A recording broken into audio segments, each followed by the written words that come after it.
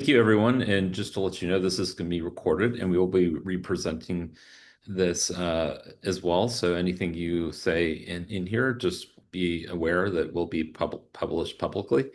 As I mentioned, this is a conversational webinar, not just for listening only. So if we will have points to stop as far as questions for Q&A, and hopefully this will be more collaborative than just me presenting the whole time. So I've enabled everyone with speaking privileges for the webinar.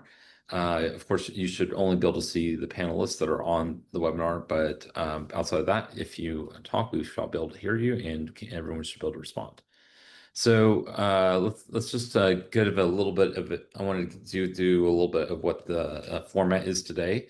So I'm just going to give a little bit of introduction, who I am, what is the Salesforce Security Office Hours. I'm going to go through a few different breaches that have happened recently, and we're going to have a little bit of discussion around those.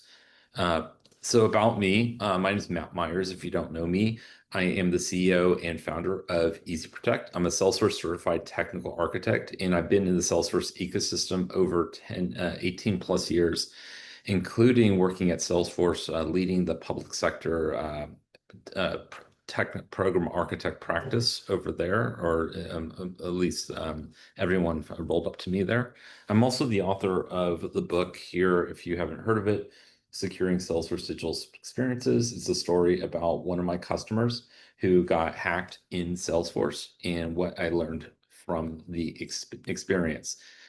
And so let me go move on to what is this Salesforce Security Office Hours. So really, this really spawned from I've been seeing a lot of breaches lately, and I lead a cybersecurity company that does virus scanning services in Salesforce. So I'm constantly researching about different types of threats and breaches out there, and I'm becoming overly concerned that I'm seeing more and more of these breaches popping up in a short order. And so I wanted to, instead of just posting them on my LinkedIn, I wanted to start socializing these breaches, but more so, I wanted to create a forum so people can come together that don't have access to security resources and have a forum to talk about it. And so I'm hoping to have this on a regular basis, this security office hours. That's why I'm calling it office hours, because office hours, you get to talk, you get to discuss.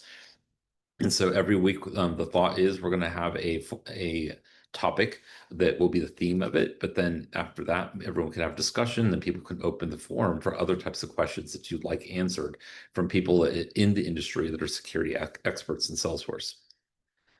All right, so first thing I want to just get started with this here is this your Salesforce site? I think Jesse here, you'll probably find this familiar because your customers as well see this a lot. So what we're looking at here is a Salesforce digital experience site that a company has that it's publicly available. You can type into it, and their entire customer list is being exposed because they are requiring you to select your company account. Well, by doing that, they've exposed all of their data. So really, this is the overall theme of today in everything is misconfigurations around Salesforce environments that are allowing data to get in. And believe it or not, I think the last metric I saw was hundreds of thousands of Salesforce sites out there are misconfigured and that can allow data and you just don't know it. And so the question is this your Salesforce site or is your Salesforce site like this? So a couple of metrics I wanted to run through really quick. First one is 99% of data cloud breaches are preventable. Well, you may ask, well, why 99%? Because I have some bad news for you. You will be breached someday. It's just a fact. It's just the way it is. You cannot prevent every breach. What you do instead is you want to make sure that you are ready and you're prepared for when a breach occurs, that you have the right controls in place, that you can minimize the damage of that breach. And I think that's the name of the game, is being informed, constantly monitoring, ensuring that when that breach does happen, it's kind of like a castle. You have many walls you've set up, and you make sure that if they breach your first wall, they can't breach the rest of your walls. Another interesting metric here I like to always share is it takes companies on average 204 days to detect a breach. That's because a lot of companies are not monitoring or maintaining some of the, monitoring their systems on an ongoing basis. And that's what really leads to some of these long-lived and damaging breaches. Because imagine, just think to yourself, if someone was in your system for 200 in your Salesforce 204 days, what kind of damage could they do? Or let's put it this way. Let's say this is your home and you have a door, the intruder in your house, and they were living in your house for 204 days. They were interacting with your family, your kids, but they didn't really know it. They thought it was a friend, but it's really a stranger. I mean, imagine what, kind of damage they could do. So this Salesforce is your house. And so it's really up to you to ensure you're protecting it and you do not become one of these statistics here. Okay, so let's dive into some of these things that happened. So this all started up because I posted a post recently about a breach that happened with Coca-Cola, and it just took off. A lot of people started engaging with it. We had quite a few people following the post, and so that's really what spawned for this to happen. So this is pretty much, I think, the most high-profile one right now, just because it's been the most number of records breached, at least in the Salesforce world this year. And and the other thing that's kind of interesting to me, there's more and more companies, and we're seeing breaches in Salesforce that being public these days. We're used to, you don't see that. So anyway, what happened here? So if you look at here, you can read this for yourself, but I'm going to read it out loud. So basically, just in May, Coca-Cola, which is part of the Europe Pacific Partners, which is the world's largest bottling company across 29 countries, had a breach in Salesforce across many of their corporate branches, which over 23 million customer internal records were stolen by cyber criminal groups. I mean, think about that. I mean, 23 million customer records. That's a large number. And if you really think about the costs downstream for this is just phenomenal. And I'm sure we're going to wait to see what the costs are for Coca-Cola in the long term once it starts hitting. So what actually was stolen here? So first off, 959 employee personal data. I mean, that sounds like a big number. I mean, a small number, but it's actually quite big if you can think about it from an employee perspective. But look at what was stolen: Visa scans, passport information, salary details. Now, all those people are now has their public life out there. 23 million compromised customer records, account details, cases, customer service records, product information, phone numbers, and who knows what else is there. So all this customer information, luckily it doesn't look like any individual personal information such as social security numbers were in there, but there was contact information as well in this breach. So how did this happen? Basically, what happened was the attackers specifically targeted these Coca-Cola companies using phishing and malware attacks. Eventually, they were able to gain and they also, like say, they access the environment, then looking like authorized users once they're able to get the credentials from these attacks. And this is back to that 207-day metric I gave before. They were now undetected and operating undetected in the system. And I believe what I read from the article, it dated all the way back to data set as old as 2016. Not sure exactly how long they were in there, but if you imagine, I mean, to get this amount of data, they must have been there for quite some time, and Coca-Cola didn't really realize that. In the end, 23 million records, as I said before, were stolen from these attackers in Coca-Cola. Uh, sorry. Let's see. Okay. So how it happened? Okay. So basically, the key here though is, and this is what I want to talk about on this talk a little bit. So, okay. So Coca-Cola had some people using phishing attacks, malware attacks. They got the credentials of these users, and they were able to get into Salesforce. And this is really what I'm going back to with the whole theme of today is misconfigured Salesforce environments. Not saying that Coca-Cola had publicly available information, but attackers were able to get the credentials and get into Salesforce. But there's a lot of things you can be doing in Salesforce to prevent people from getting those credentials. So I do talks all around the world, and I tell people I'm not that worried if someone gets my username and password to my Salesforce account. That's because I have multiple other layers of protection in our system. For example, we have two-factor authentication. We're using a one-time password app to get in. We have IP-based security. We have all these other things in, so that even if someone gets my password, they can't really, well, I'm saying not can't, but it's very hard to do that. And so really these breaches that I'm talking about here, a lot of it is really stemming from the thing. It doesn't appear, at least this is not public, but it doesn't appear that any of them really had this multi-factor authentication or other deeper levels of protections in that made people easily to get into the system because they were able to just get the base credentials for those users. Because if they had IP-based security, for example, they would have to be on the network. If they had multi-factor, then they would have to call in and do more social engineering to get that user to say, hello, yeah, here, what can you give me your one-time password to because I need to get into your account, which a lot of users would not give out. So I think it would make it a lot harder for these attackers to get in if that were the case.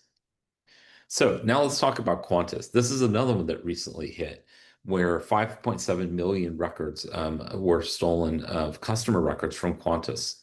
So it was a very similar theme. Was on June 30th, Qantas detected end user activity on a third-party platform used by their contact center, which is Salesforce. The attacker gained access through social engineering campaign that targeted their Salesforce environment. Um, is basically what happened. So it's similar story of what happened, with Coca-Cola, but this is now social engineering, trying to get the credentials. So again, what was stolen here? We had 4 million customer records were stolen. This included names, email addresses, frequent flyer numbers, including their addresses, birth dates, phone numbers, meal preferences. Luckily, credit card data was not stolen. Passport information wasn't stolen.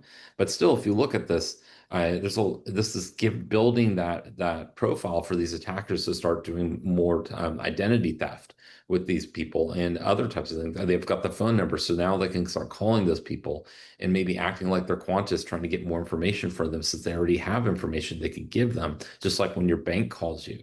So I think that a lot of this, is also showing how dangerous this could be, that all of this kind of data was exposed. I even personally have friends that were exposed. That this is how far reaching this breach goes.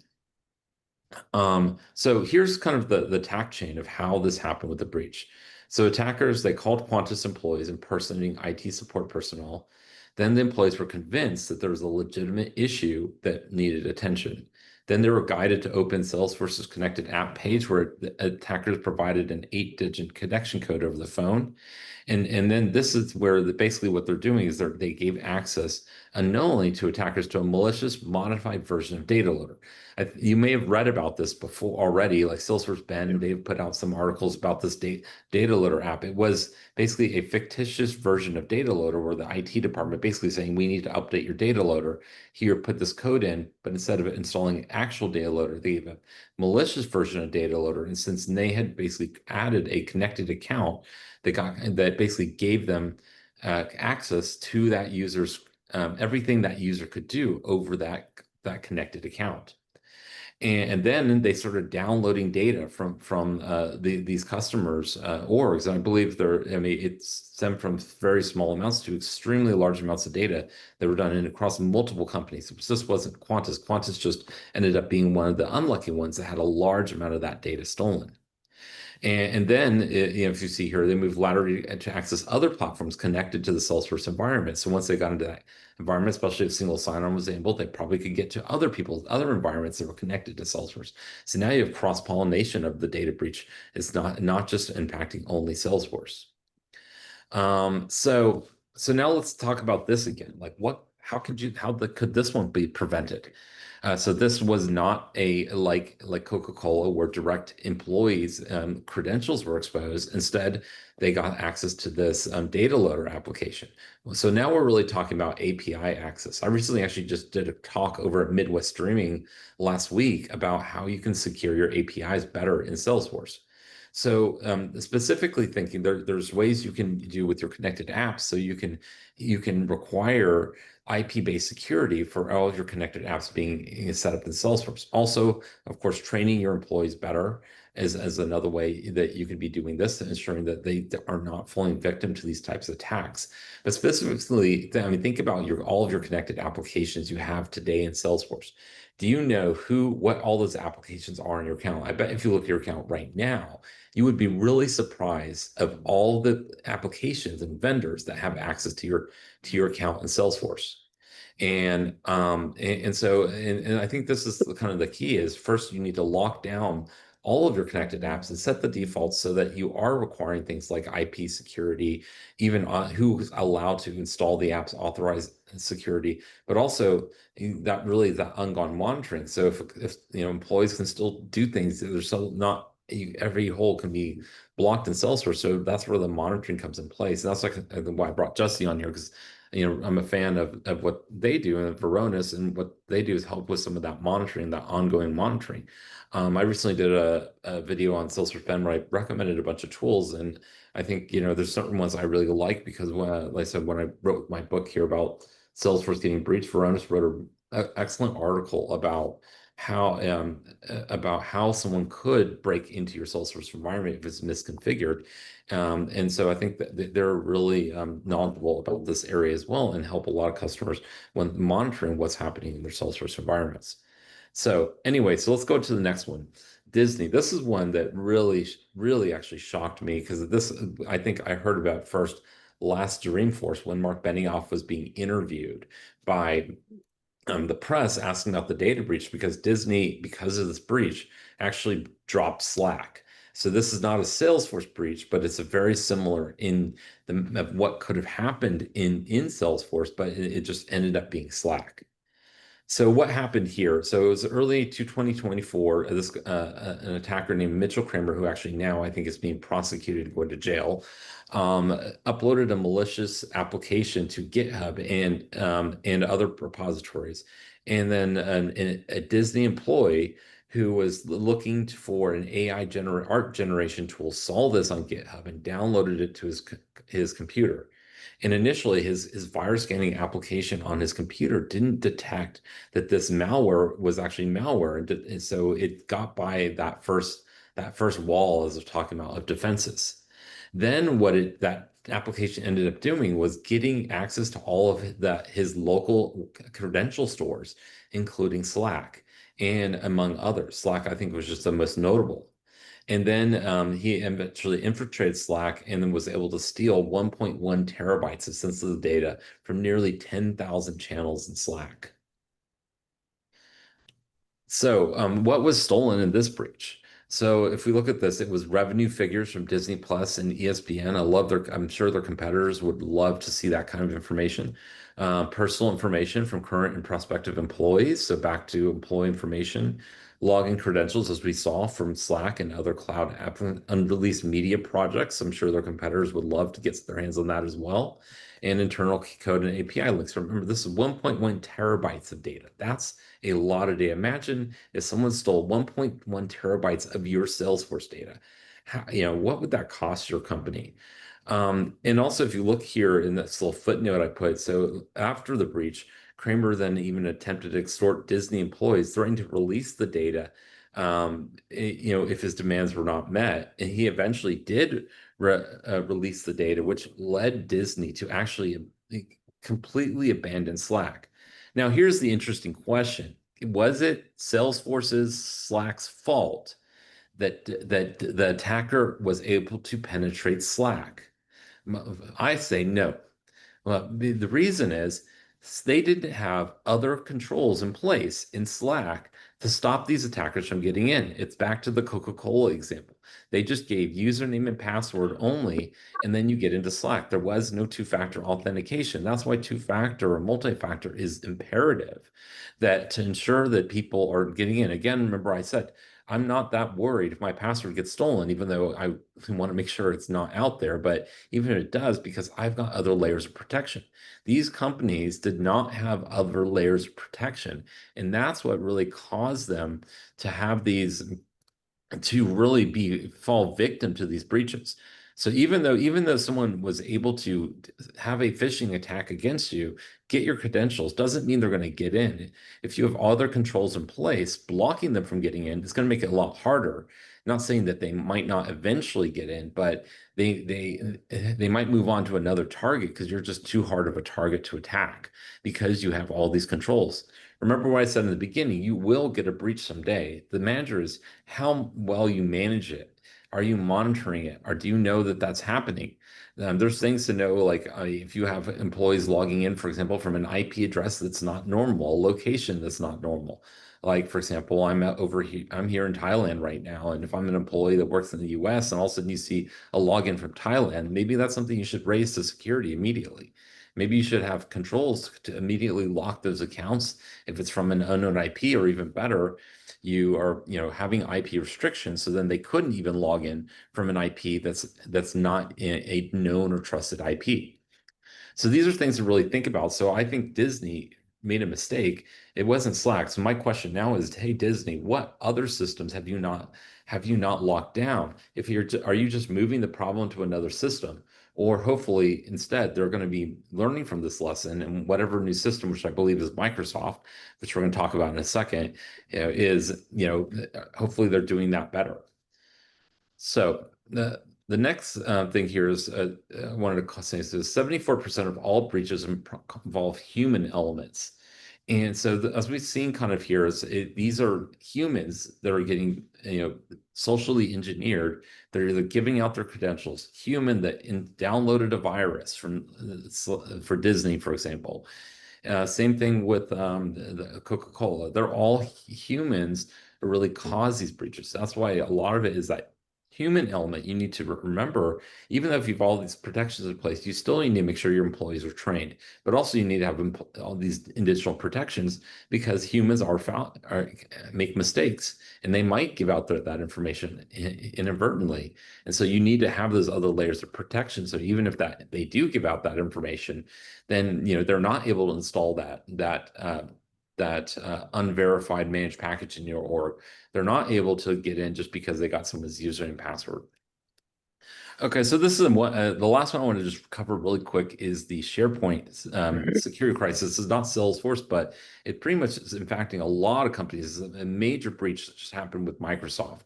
And this is another point that I want to really cover about is this, and this is fairly new, it just came out recently, but I know a lot of people are already acting on it. And so basically, I don't have too much information on exactly what happened, and maybe Jesse can shed some more light on this. I don't know if you know about this as well, but basically, what happened here was SharePoint breaches over the past few weeks.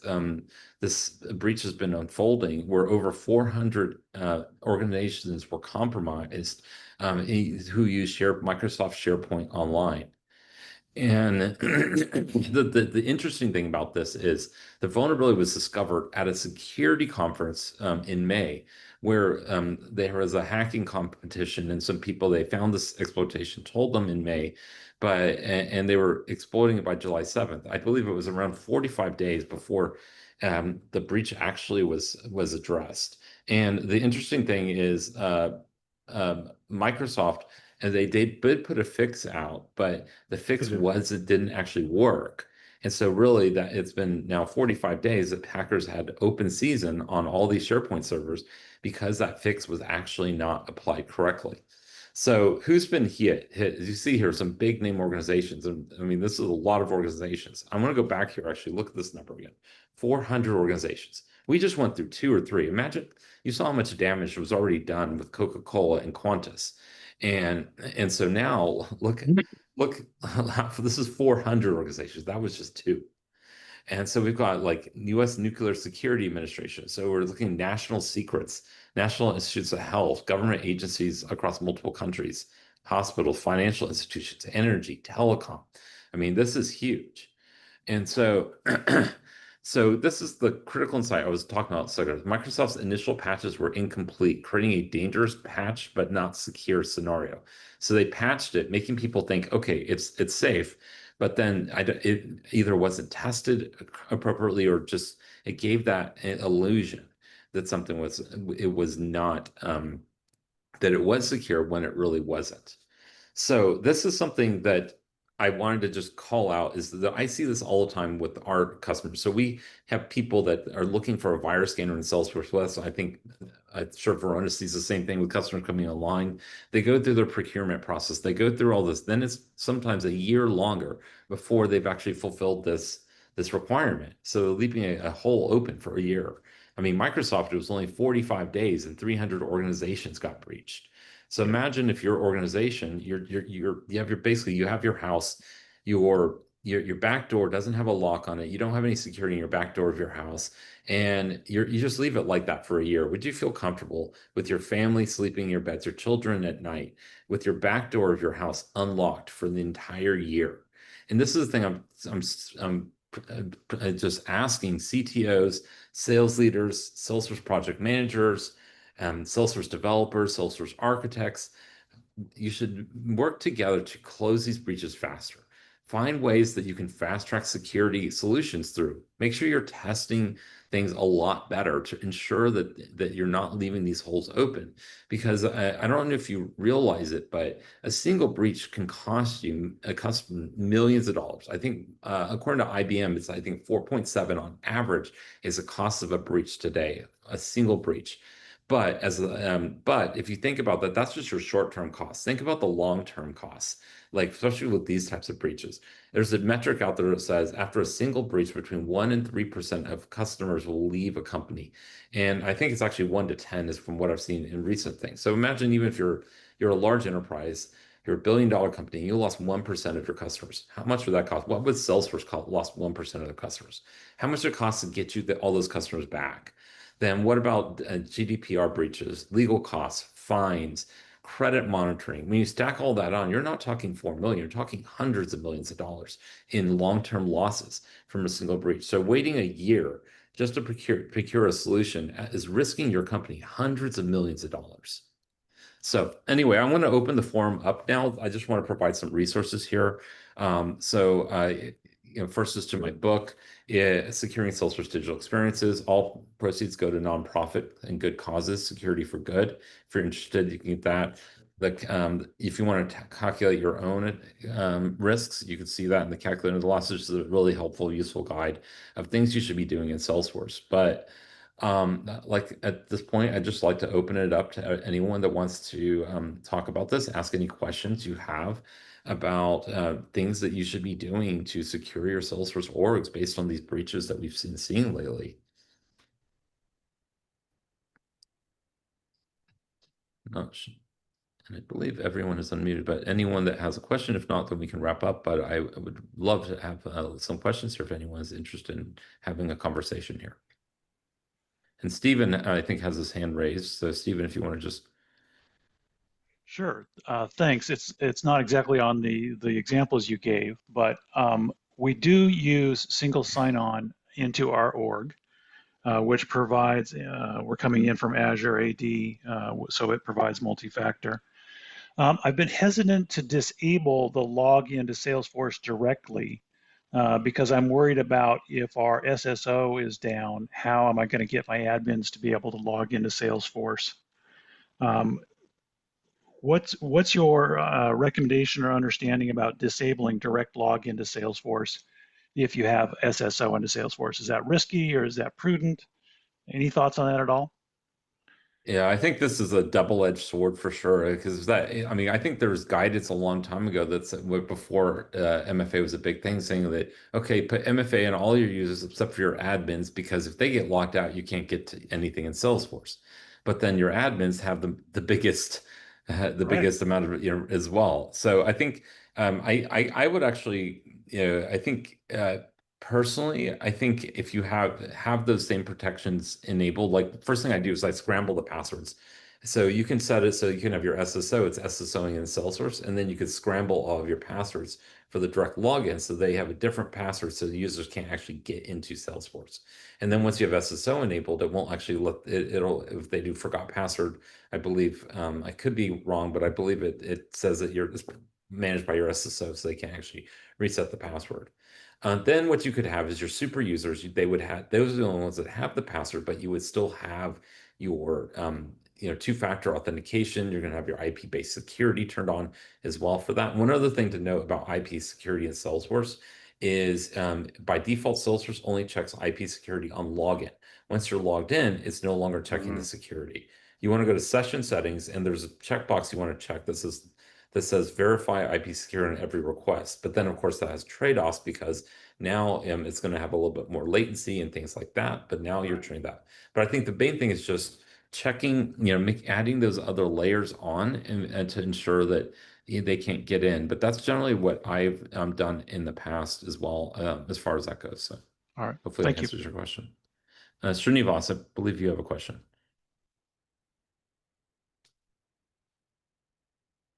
You can go ahead and ask your question, Srinivas, if you're still around.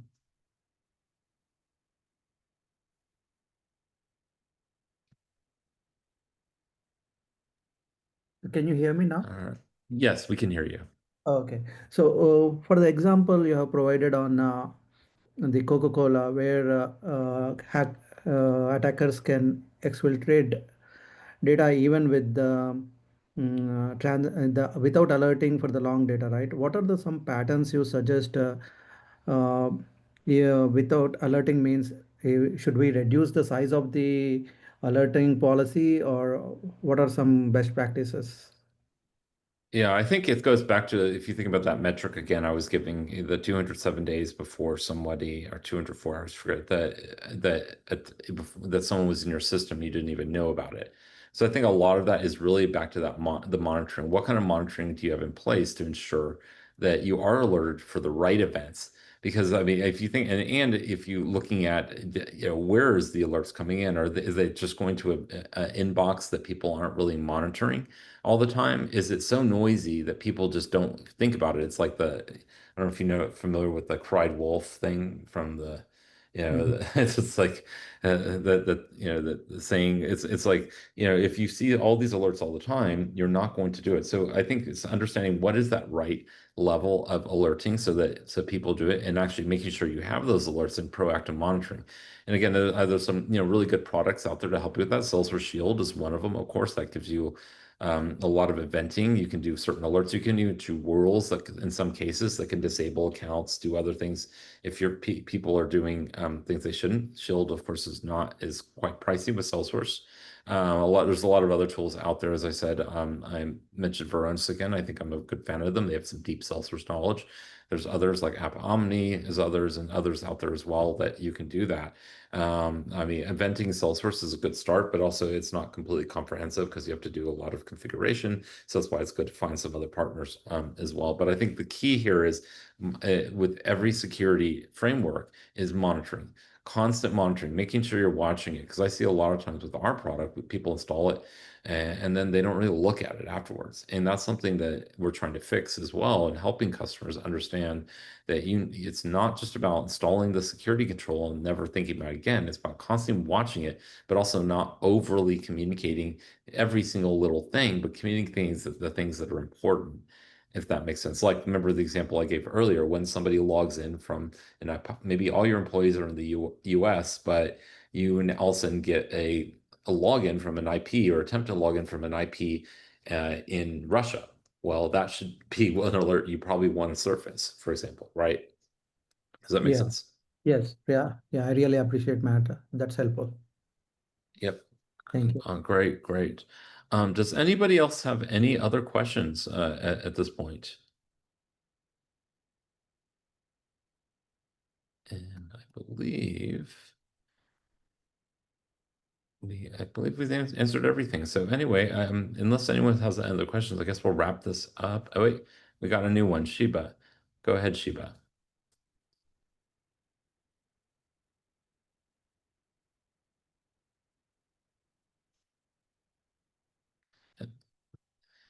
Sheba, oh wait, I'm sorry. I have to allow you to talk. There you go. All right, Sheba, I think you should be able to talk now. You just need to unmute yourself. Yeah, hi. Can you hear me? Yes, I can hear you. Can you suggest a checklist or where we can find some resources to secure the org for the security concerns? Yeah. I mean, I think just like with anything, there's not any silver bullet for this kind of stuff. But I think there's a lot of different things to consider with this. So I post a lot of stuff all the time myself personally. I mean, if you look on our website, EzProtect.io under blogs, it's all about security. A lot of things you could do. I do have a lot of checklists there. As I mentioned, my book is another good way. I mean, I actually have a video that there a link that shows you actually how someone could hack a digital experience site.